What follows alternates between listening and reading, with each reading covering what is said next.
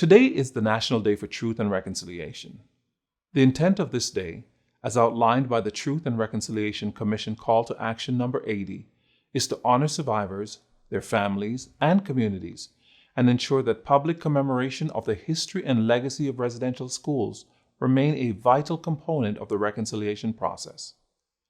Reflect on this truth as we listen to Geronimo Henry, residential school survivor who attended the Mohawk Institute between 1942 and 1953.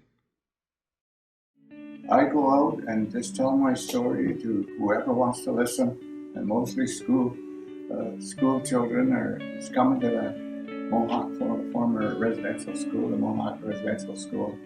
So I go up there and talk, and I go to conferences and universities and colleges and talk to get the story out, because like I said before, we want to get justice, for residential school survivors.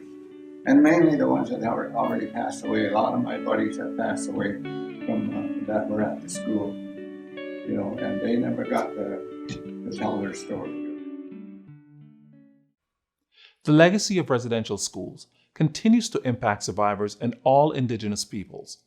Locally, the residential school, the Mohawk Institute in Brantford, has impacted many families living in Halton today.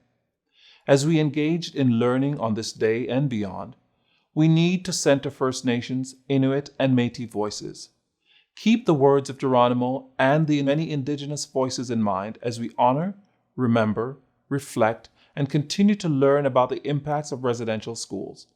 To quote Phyllis Webstad, whose residential school experience became the symbol of Orange Shirt Day, "Today is a day for survivors to tell their stories and for us to listen with open hearts."